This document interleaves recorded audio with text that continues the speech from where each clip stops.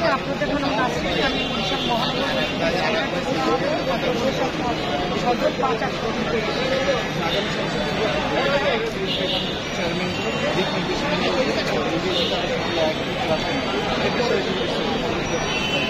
আমাদের আসলে আগামী দিনে আমাদের পূর্ণ হচ্ছে আমাদের ধানের সৃষ্টি বিজয় করা।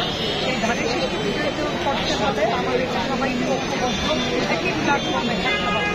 ঐক্যবদ্ধ ছাড়া আমাদের ধানের সৃষ্টি বিজয় হবে না।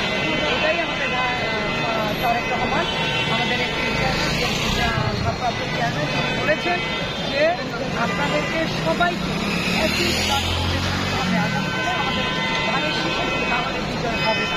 এটাই তার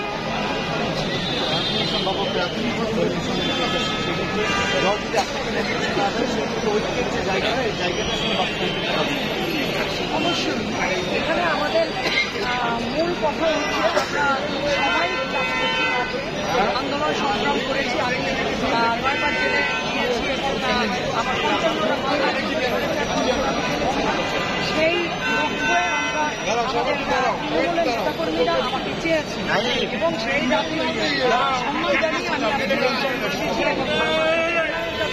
আমি আমার প্রত্যাশা হয়েছে। সর্বোচ্চ কথা হল আমাদের যে নির্দেশন যাকে নমিনেশন দিবেন আমরা আগামী দিনে